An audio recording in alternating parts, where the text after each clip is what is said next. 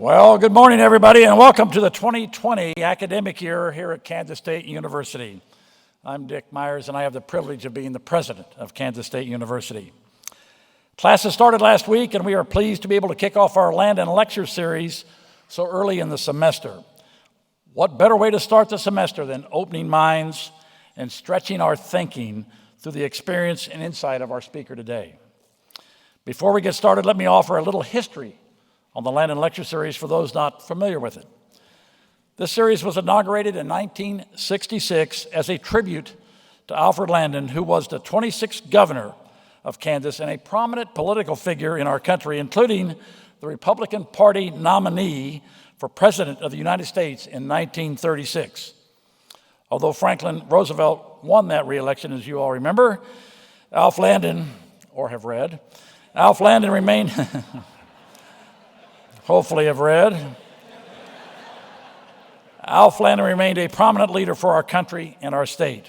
He was a champion for society by proposing programs that dealt with women's suffrage, antitrust legislation, prohibition of child labor, and many other important issues of the day. It was December 13th, 1966, when he delivered the first Landon Lecture address entitled New Challenges in International Relations.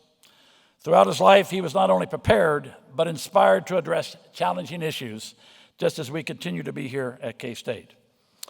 Our mission with the Landon Lecture Series is to bring prominent thought leaders to campus to discuss pressing issues and topics that stimulate thought and provoke discussion, and that's what we plan to do today. Before I introduce our speaker, I would like to recognize a few individuals in attendance from K-State as well as our distinguished guest. Would you please stand as I call your name and give a quick wave to the audience? First, Dr. Chuck Tabor, our Provost and Executive Vice President. Mrs. Linda Cook, Chair of the Landon Lecture Series and Chief of Staff in the Office of the President. Dr. Barry Flinchball, Chair of the Landon Patrons. Dr. Tanya Gonzalez, President of the Faculty Senate. Ms. Sam Rare, President of the University Support Senate. Mr. Jansen Penny, K-State Student Body President and Senior in Industrial Engineering. Mr. Ali Karamali, Kansas State Student Body Vice President and a Senior in Chemical Engineering. And we're so honored to have with us today the Honorable Nancy Landon Kassenbaum Baker, former U.S. Senator of Kansas and daughter of Governor Landon and a previous Landon Lecturer.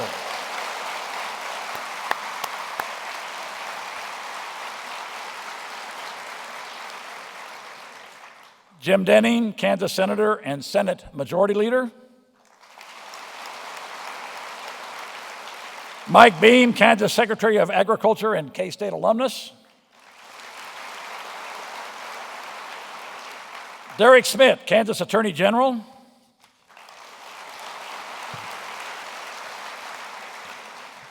And now three of my bosses. Mark Hutton, Kansas Board of Regents and K-State alumnus. Cheryl Harrison Lee, Kansas Board of Regents. And Helen Van Etten, Kansas Board of Regents.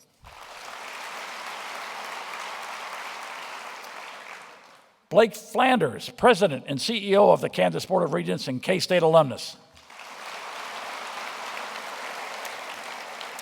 Tom Phillips, Kansas Representative and K-State alumnus. And although our federal staff and delegation members could not be here, we have a number of their staff who are present. So we thanks to you and all our members of our audience for being here. Everyone is important in the critical conversations impacting our world.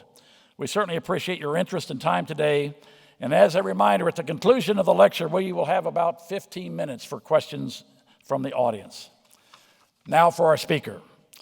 I am very pleased to welcome U.S. Secretary of State Mike Pompeo, a fellow Kansan, as the 190th Landon Lecturer. Secretary Pompeo was sworn in as the 70th Secretary of State on April 26, 2018, traveling the world to meet with foreign governmental leaders and carrying out the President's foreign policy. The State Department includes the Foreign Service, of course, the Civil Service, and the U.S. Agency for International Development.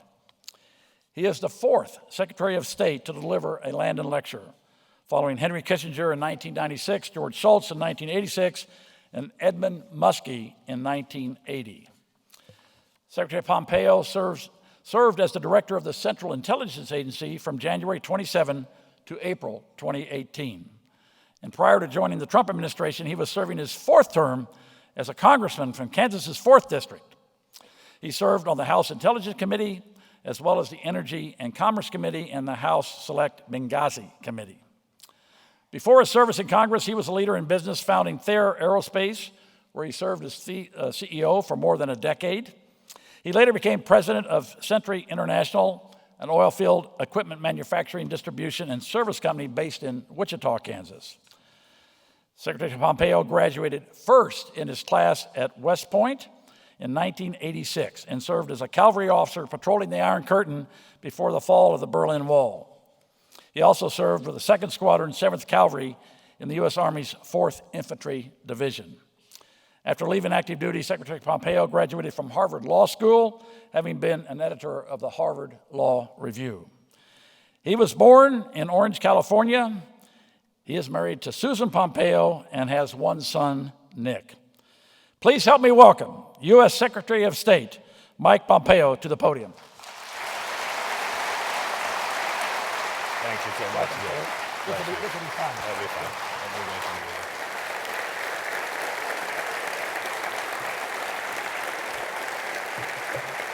Good morning. Good morning. Good morning, everyone. How y'all doing? Good. It's great to be back here in Kansas, and to quote the famous phrase, there is literally no place like home. Before I get started, I noticed that the student body president and vice president are both engineers. You should know that was my undergraduate degree, so you may, who knows, right? Before I get started too, President Myers went through many of the distinguished guests. I want to let you know how much I appreciate the opportunity to be here, to have the high privilege to give a speech as part of the Landon Lecture series. As something that I will always cherish. I appreciate this opportunity. Thank you, President Myers and your team for making this happen today. And I also want to make sure and recognize the Landon Lecture Series supporters, perhaps most importantly, former Senator Nancy Casaubon Baker. You have demonstrated your commitment to public service in ways that are important and noble and continuing, and thank you for that.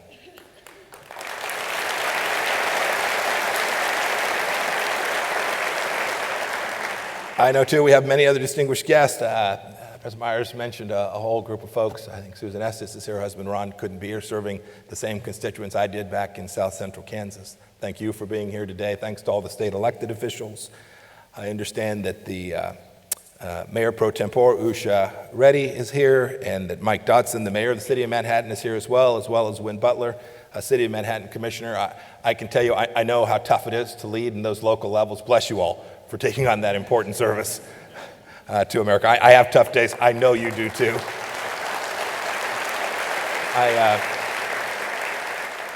Now, I know, because I spend a little bit of time at the United Nations, I know that other Manhattan thinks it's the center of America. But I am confident that this place has a much better claim to that than that other city on the East Coast. This is really the true heartland. It's great to be back here, and this university, K-State itself, has such a noble history. As the first land-grant university, you can tie your roots directly back to the statute that Abraham Lincoln put forward. He signed into law back in 1862, this law that created these universities, even as the Civil War was raging. You know, I'll talk about this a little bit more today, but that effort says something about America, doesn't it? That even as our nation's leaders were trying to figure out how to keep this great nation together, they were creating opportunities for our citizens to study and to learn. And this is the legacy that you here at K-State carry on today. You know, it's just one of the things that makes America so great, so special, so unique in human history. I was a few weeks back in Indianapolis speaking to the American Legion in Indianapolis, and I said, you know, America and Americanism is something that we've got to be proud of. I think sometimes some of us take things for granted. Our glorious history shouldn't be revised, it should be revered. And the truest expression of that reverence is to safeguard and live by the principles by which this country was founded and those people who forged this unique place. That's why I'm here today. I want to talk about how proud of the American tradition I am every time I travel around the world, why we must recover a proper understanding of that history and America's special place in the world. That American tradition begins with a set of unalienable rights. Our nation's founding created them. They're the beating heart of who we are as an American body today and as Americans. The Declaration of Independence laid it out pretty clearly. It said, and you will all know this, I know all of you have studied it multiple times, especially you young people sitting way in the back. It says, we hold these truths to be self-evident, that all men are created equal, that they are endowed by their Creator with certain unalienable rights, and that among these are life, liberty, and the pursuit of happiness, and that to secure these rights, governments were instituted among men, deriving their just powers from the consent of the governed. In other words, these are rights that were endowed upon us by our Creator. They're part of our nation, and they're part of who we are as Americans, as human beings. They are independent of anything our government does, and the purpose of government, indeed, is to protect those unalienable rights. And I must say, as I travel the world, there can be no nobler cause. Just as profoundly, that declaration says that all men, and it meant all human beings, are created equal. These rights weren't unique to us as Americans. We were simply the first nation with the vision to organize around them, with a national mission that was to honor those very rights, these fundamental rights. And of course, we all know, fight we have. We fought the Revolutionary War against our good friends now in the United Kingdom, who are having a great time. We fought a civil war to hold our nation together. Indeed, in the decade before K-State's founding, in the 1850s, Bleeding Kansas had just been established as a territory. Fueled by the promise of popular sovereignty, pro-slavery and anti-slavery settlers alike were flooding in, often violently clashing. This brewing fight over slavery was in essence a fight over unalienable rights, and the people of Kansas knew this deeply. In 1858, George Washington Brown, an abolitionist newspaper editor from Lawrence, said, "No party of men can be guilty of greater inconsistency or absurdity than those who deny the axiomatic truths asserted in the equality and inalienable rights of all men." John Spear, a bit later, the abolitionist editor of the Kansas Pioneer, said that the American government was originally based upon the principle of the universality of freedom, and the Declaration of Independence was an emphatic and succinct declaration that all men are indeed created equal and that entitled to certain unalienable rights as a result of their human dignity. And then in commenting on the Declaration's affirmation of unalienable rights, Lincoln said that the founders meant to set up a standard maxim for free society which should be familiar to all and revered by all. That fight has continued. We are an imperfect nation, to be sure, but we're lucky. We have unalienable rights as our foundation, as our North Star. So I now serve as America's 70th Secretary of State. I know our tradition and respect for unalienable rights hasn't just shaped us as a nation. It shaped how we think about America's place in the world as well, and it sets our foreign policy. Unalienable rights are at the core of who we are as Americans. We abhor violations of these rights whenever and wherever they are encountered. That's why I always speak out on behalf of the people of Iran, of Venezuela, of China, and people of all other nationalities who do not have the benefit that we have. They deserve their God-given freedoms just as much as we do. American diplomats have always had this as one of their core causes. And the stories are long, but I'll tell just a couple.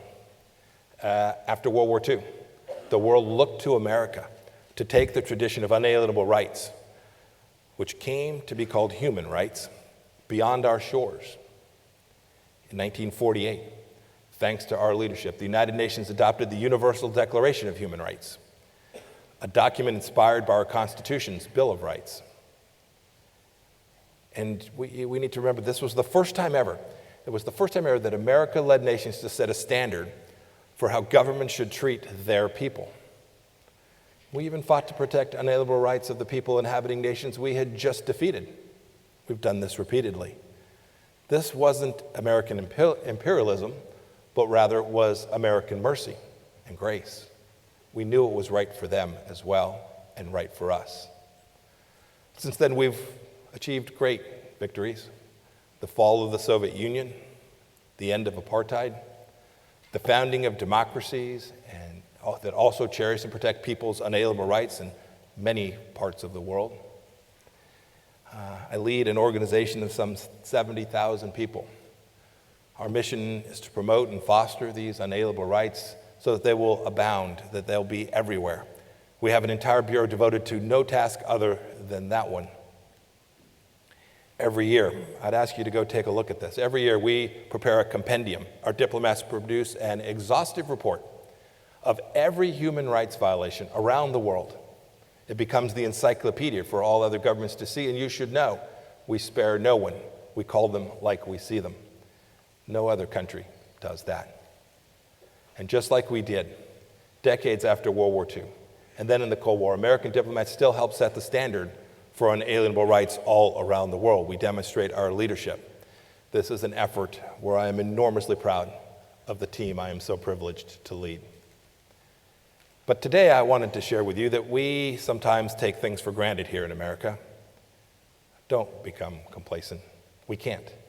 But we owe it to all Americans to uphold this noble tradition of American leadership to secure rights here at home and abroad. There are many places where this is an uphill battle. Today, frankly, our children aren't taught about the central role of unalienable rights in our schools in the way that they must be. I've seen the media try and rewrite our history as an unrelenting tale of racism and misogyny, not as a bold but imperfect nation, an experiment in freedom. We need to do that. Our politicians, too, from time to time, have framed pet causes as rights to bypass the normal process by which political ends are achieved. And we've blurred the distinction between fundamental universal rights and mere political preferences or priorities. International institutions have moved away from these core tenets as well. One research group found that between the United Nations and the Council of Europe, there are combined 64 human rights-related agreements and 1,377 provisions. Look, this is an imperfect analogy, but the 13th ice cream cone isn't as good as the first one was. And with respect to unalienable rights, we need to know that more per se is not always better. We have to protect those things that are at the core, at the center, that are foundational. Because when rights proliferate, we risk losing focus on those core unalienable rights, the ones that we would give everything for. And many of our brothers and sisters have done just that. And frankly, there's far too little agreement anymore on what an inalienable right truly is. Just because a treaty or a law or some writing says it's a right, it doesn't make it an unalienable right. Remember where these rights came from. This confusion has opened the door for countless countries that don't share a respect for human rights to use corrupt understandings of this notion to achieve their evil ends. Let me give you just one example. Over the past 2 years in Xinjiang, China, it's a province in the western part of China, China has tried to brainwash coming on 1 million Uyghur Muslims in internment camps. It's tried to get them to renounce their culture and their faith. The Chinese Communist Party claims that the camps are meant to educate and to save people that have been influenced by religious extremism, and thus they make the claim that they're trying to protect those individuals' human rights. Nothing could be further from the truth. Indeed, last year, the UN Human Rights Council, at Beijing's urging, adopted a resolution that called for nations to work together to promote mutually beneficial cooperation in the field of human rights. It emphasized genuine dialogue and cooperation based on mutual respect. This was, sadly, coded language for repressive regimes to establish a code of silence about their massive human rights violations, those that rival the worst human rights violations from our past century. Only one country on the Human Rights Council voted against China's resolution. Proudly, that was the United States of America. Clearly, we must reclaim this tradition. We must reclaim the tradition of unalienable rights from deliberate misunderstanding and indeed from cynical abuse. It's a task that's complex and difficult and time-consuming, and I do not claim to have all the answers, but we got to get it right. This past May, I impaneled a group that I've entitled the Commission on Unalienable Rights at the State Department. Its aim is to achieve a couple of ends. The commission includes human rights experts, philosophers, activists, Republicans, Democrats, liberals, independents, people of all varied backgrounds and walks of life and from varied religious beliefs. The commission's work will be deeply grounded in our founding principles. It must always be so. We know this. We know that if we don't get the understanding of rights as our founders understood them correct, these set of inviolable freedoms, rooted in our nature, given by God for people at all times, we will wander away from them. And American security, and America's place in the world will be diminished. So the Commission's mission is to uphold America's noble tradition of unalienable rights in this world that often violates them. This is how we encourage, too, growth in societies that honor their people and their promise to them. This is how we foster liberty that leads to sustainable prosperities and opportunities for Americans, individuals, businesses, so that we can level the playing field around the world. This, too, is how we build ties. It's how we build ties with countries that cooperate with us on our important national security objectives. These kind of efforts, too, they're the efforts that build on what made America great. They build on Americanism. I hope you will stay tuned as this commission does its important work.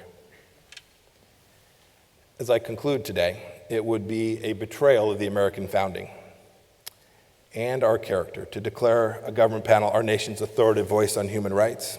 Remember, too, the Universal Declaration was spearheaded by an American woman, Eleanor Roosevelt. She once said, quote, "Where, after all, do human rights begin? They begin in small places, places close to home." All Americans have a responsibility to make sure that their rights are honored in our places of worship, in our workplaces, and yes, on our college campuses, too. If we do that, we'll be doing what we've done since our founding. Let me take you back to Bleeding, Kansas, July 4th, 1855.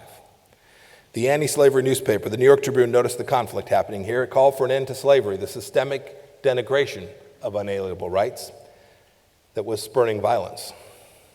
They wrote, "We hope and pray that every citizen who hears the Declaration of Independence read this day will resolve that the 4th of July of 1856 shall find the policy of the nation restored to the immortal principles with which it set out on the 4th of July back in 1776. You know, today we take a lot for granted here in America, but we are the heirs to an immortal principle. We inherit a tradition of unalienable rights that has made our nation the greatest in recorded history and has blessed many other nations and many other peoples too. We have a responsibility. We have a responsibility to protect that, a duty, and to promote it and to get it right here at home and to get it right abroad as well. It's what I'm trying to do as President Trump's Secretary of State. I hope you all will join me in this important and noble cause. Thank you. May God bless you. May God bless Kansas. And I look forward to taking questions on almost any topic today. Thank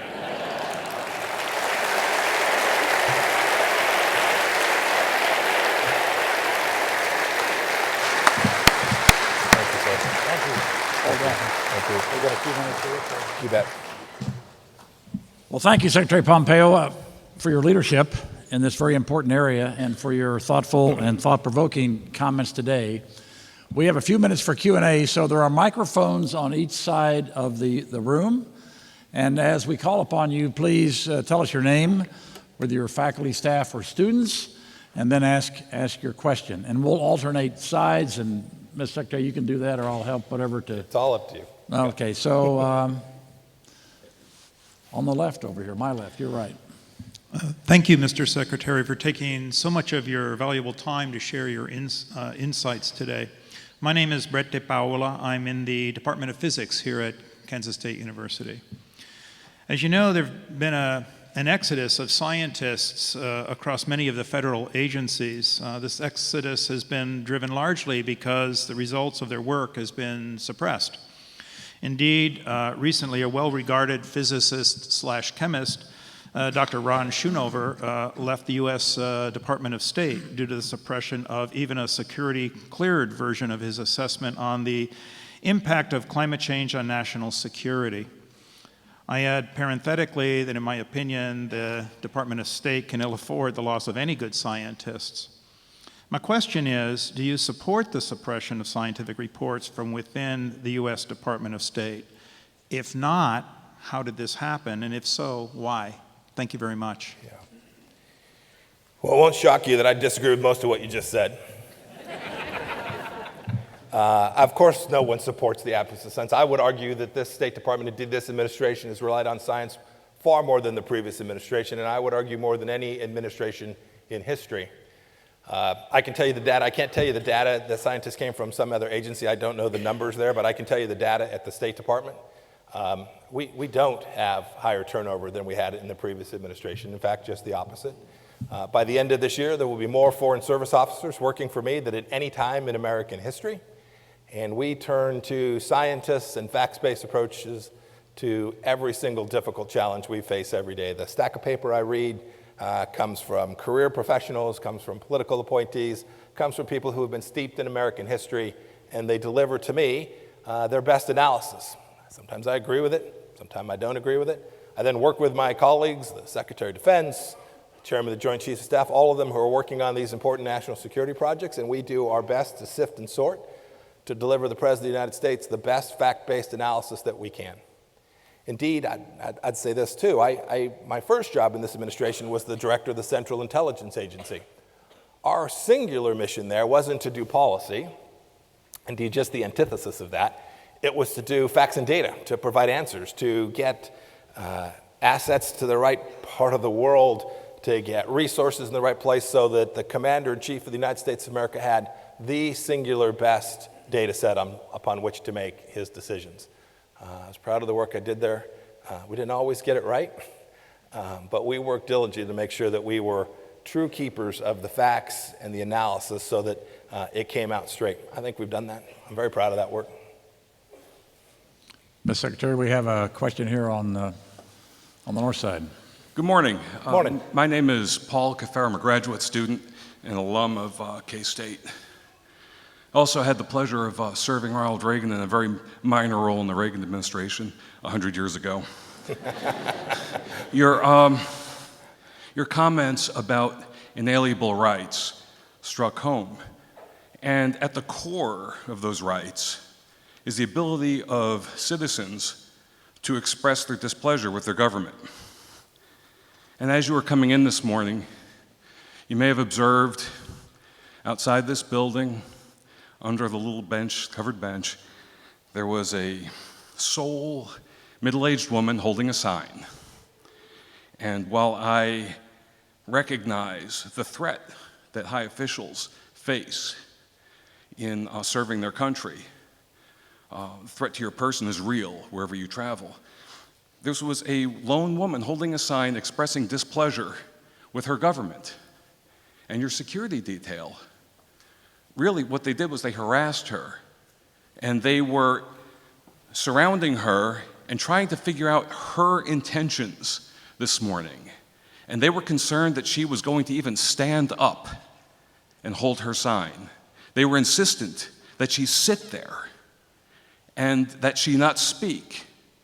And I'm curious about your perspective on whether or not that was appropriate.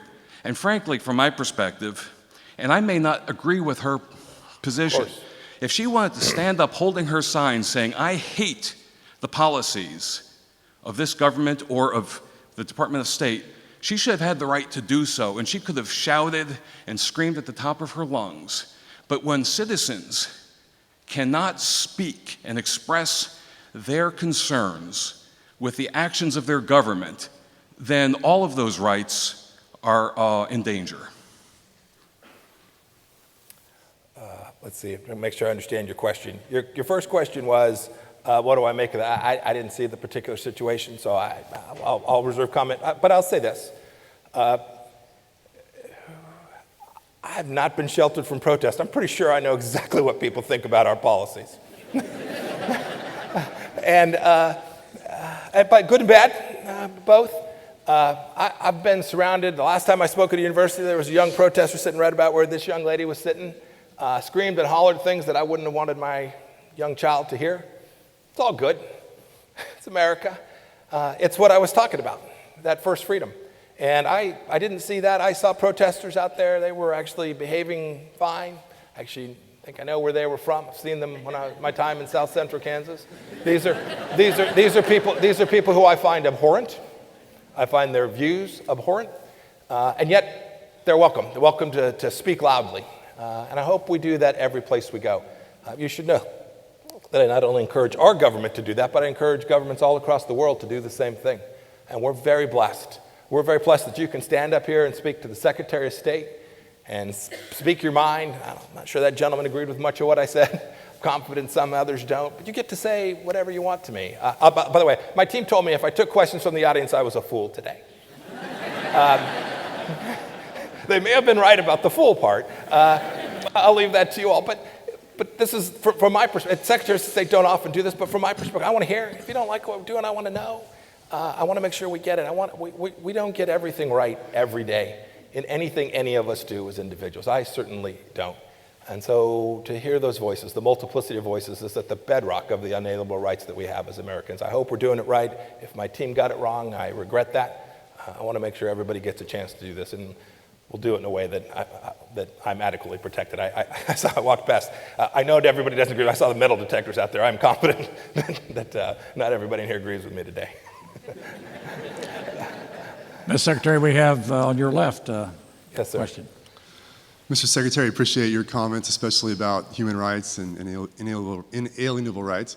I'm Jonathan Hupp. I work with Call to Greatness, which is a campus ministry here. And I thought I might have the first controversial question, but I guess not. Yeah, you're third. Okay, Yeah. exactly. 3 for 3 here. I really appreciated the quote from Eleanor Roosevelt about human rights starting in small places. And along with many Americans, I would hold that the group of people, both in the US and around the world, whose rights are most violated are the unborn. And would like to ask what your perspective is about that issue and how we should approach that. So this administration's been unambiguous on this issue. We believe that every human being should be protected from conception through end of life, natural end of life. We've worked on that. My role is to do this around the world. It most importantly falls in how we spend money. The State Department spends about $70 billion a year. Thank you for the resources. Some of which was going to organizations that were promoting abortion. We've done our level best to prevent that from happening, to make sure that taxpayers' dollars didn't go to that. It's called the Mexico City policy. I've personally worked to expand pieces of that to make sure that we've got it right. We want to make sure, we still want to support women's health issues around the world, all of those things that are important, values, things that we all hold dear. but we've been diligent trying to protect the unborn in every dimension of American foreign policy, and will continue to be. Ms. Secretary, on your right. Hi, Mr. Secretary. Hello. Thank you so much for coming today. We are all excited to see you. My name is Olivia Rogers. I'm a senior in political science here at K-State. And my question for you is, you're speaking to a room full of young people. What's your best advice going forward for how we can live out the American values that you spoke of? I always say three simple things. Three simple things. First, know the history, right? If you're ungrounded, you're just out wandering around. You have to understand America's history, America's place in the world. So there's histories that long predate our couple hundred years as a nation. Spend time thinking and learning about it, the political philosophies that underlay these different outcomes that have been achieved. Second, and if my son Nick were here today, he would know exactly what I'm going to say, but that's his problem, not mine.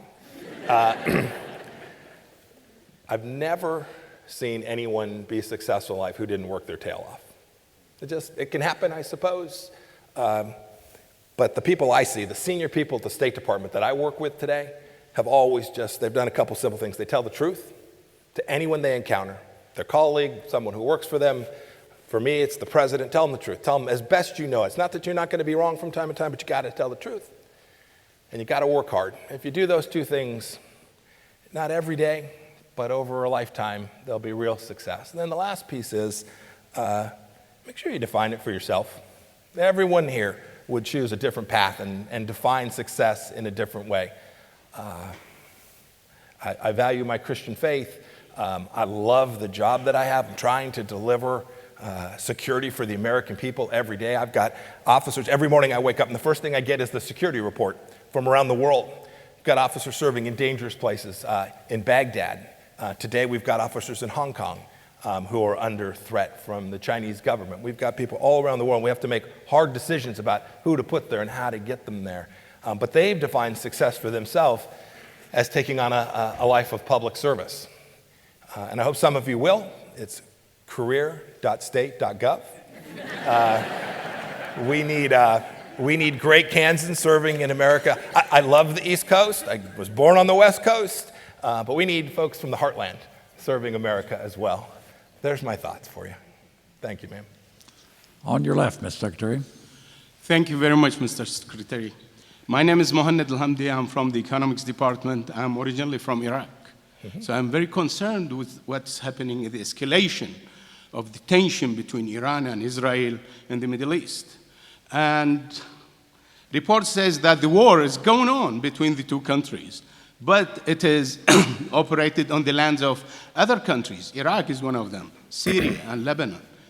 Is the United States of America able and willing to protect its allies in the region, including Iraq, the Gulf states, and to save the world and the world economy from this Iranian aggression? Back to first principles. When the Trump administration came in, we stared at the larger puzzle in the Middle East and had two primary critiques of the previous administration and policies that we've changed dramatically. The first is we've undertaken a significant effort trying to unlock the riddle of peace between Israel and the Palestinians. More to follow, a difficult problem, one that ultimately those two peoples will have to resolve for themselves, but we've worked hard on that. We've been consulting broadly throughout the region for 2.5 years now. And I think in the coming weeks, we'll announce our vision, and hopefully the world, the Gulf states, and will see that as a building block, a basis on which to move forward. The second one was fundamentally identifying the revolutionary regime in Iran as the central problem inside Middle East causing instability. That has certainly proven true in my year and change as the CIA director, and now in my year and change as the Secretary of State. If you look at the conflicts, whether it's the difficulty that Iraq has in standing up its own sovereign independence, the problem is the Islamic Republic of Iran. If you look at Israel's security along its northern border, it's Hezbollah, underwritten by Iran. If you stare at Syria today, it was the Iranian Revolutionary Guard Corps that drove Assad's regime to successfully cause 6 million persons to be displaced from Syria. Today, Houthis in a country called Yemen are launching missiles into the Kingdom of Saudi Arabia. Some of you will travel. You'll take internships to Riyadh, and you'll study there. And today, you're at risk of being killed by an Iranian missile flying out of Yemen, all because of the Islamic Republic of Iran and its leadership. The people of Iran are amazing people. The Persian history is staggeringly beautiful and gorgeous. Our mission set has been twofold. First, to create a coalition, Gulf states, the Israelis, European partners, countries from Asia, to take the tension down, to create de-escalatory defense systems. You see what we're doing in the Strait of Hormuz today, trying to create a situation where there's less risk that there'll be conflict. And then the second mission has been to deny the Iranian regime the wealth and resources to inflict their terror campaigns around the world. They are, in fact, the world's largest state sponsor of terror. They have an active assassination campaign taking place in European capitals, even as we speak. They're underwriting Hezbollah in Argentina and Brazil. This is a regime that has a revolutionary flavor, and our mission set is to create the conditions where their behavior will change. I laid out 12 requirements. President Trump has said he's happy to meet with the Iranian leadership. Happy might overstate it a bit, but willing for sure to meet with them, because in the end, we want to resolve this through diplomacy. We would love nothing more than for Iran to come back into the community of nations, to cease its efforts to proliferate nuclear weapon systems, to cease building out missile systems that threaten not only the Middle East, but soon Europe as well, and to convince them that conducting terror campaigns in more than a dozen countries is not in their national security interest. It's been our mission. It's still a project where there's a lot of work to do. Does that answer your question, at least in part, sir? Yeah. So, Mr. Secretary. I could go on. Yes, sir. Mr. Secretary, I think we have time for two questions. Great. If they can be succinct. And I'll do my best to be succinct as well. Good morning, Mr. Secretary. My name's Cora Farley. I'm a second-year veterinary student at the College of Veterinary Medicine here, and I'm a transplant from Pennsylvania, so I'm originally from the East Coast. Welcome to Kansas. Yes. My question relates to how you talked so strongly about the unalienable rights that America wants to uphold, not only here in the States, but also throughout the entire world. And yet the Trump administration very strongly opposes people coming here in search of those rights and being able to pursue happiness in countries where they may not feel safe or may not have those opportunities. Yeah. Look, I'm glad you asked this question. That's fundamentally not true. What we want.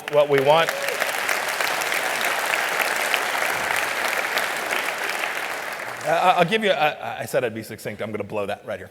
I remember when I was a member of Congress, we'd get calls almost every day into our office from someone from Africa or Europe or Asia who said they want to come be an American, and we'd send them the paperwork. And yet today we have a southern border where the proper advice might well have been, no, just come on in. That's not right. That's not fair. That actually doesn't respect the rule of law and human dignity and the unalienable rights about which I spoke. We have an obligation, we have an absolute obligation to protect American sovereignty for the American people who are here, and to conduct a migration policy that will be the most generous in the world, it always has been, but that is operated under a rule of law that is respectful of that dignity. I've been to El Salvador, I've been to Mexico multiple times, I was in Cucuta, Colombia, I watched those migrants flee. These people who are coming across our southern border are putting their own lives at risk, the lives of their children. We need a system that welcomes people to come to our country in a way that is lawful and respectful of their human dignity. And it's what President Trump is aiming to achieve. And I will tell you, we're closer today than America was 2.5 years ago. And I've worked closely with my counterpart, Marcelo Ebrard. He's the foreign minister in Mexico. He's a fantastic guy. He's also a person of the left. And so politically, we're in different places. But we share a vision for what a secure southern border ought to look like and how we'll get that set of issues right so that those people who do want to come here, who are in fact coming from places that, to your point, are more than economically challenged, but rather present true threat and risk to life, that America will continue to be a place where they can be welcomed into our great country. We're working hard at that. Thank you. Thank you for your question.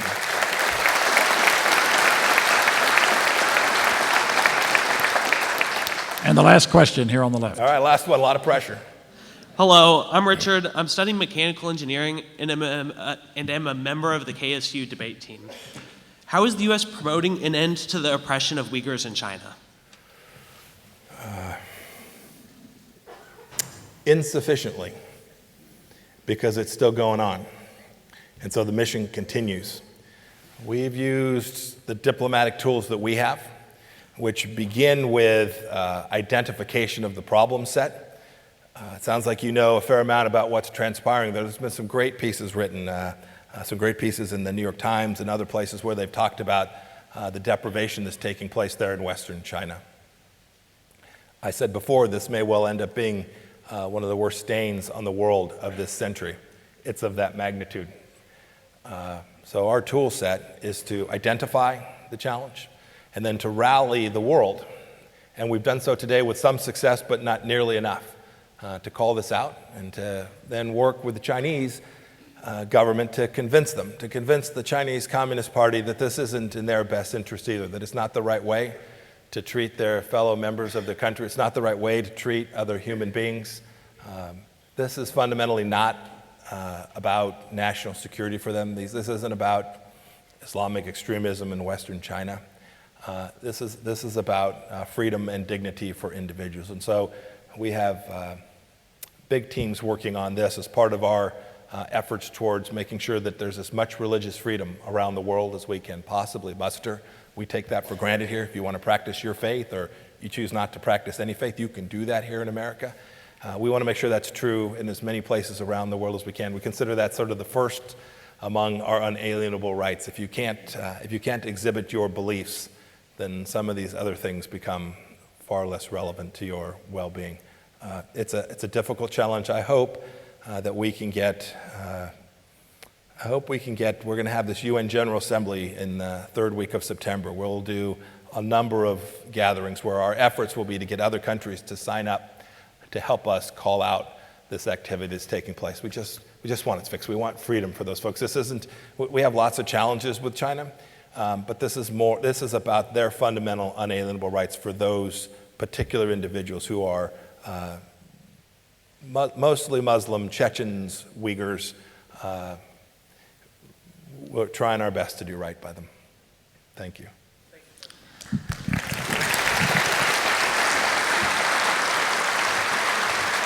Secretary Pompeo, thank you again for coming to Kansas State University. We appreciate your leadership in America and your leadership internationally. And just to remind everybody here, the next lecture will be September 27th. It's the CEO of Fortune magazine, Alan Murray, and he's going to talk about truth and facts in the 21st century. Should be really interesting. So with that, thank you very much for attending, and thank you, Mr. Secretary.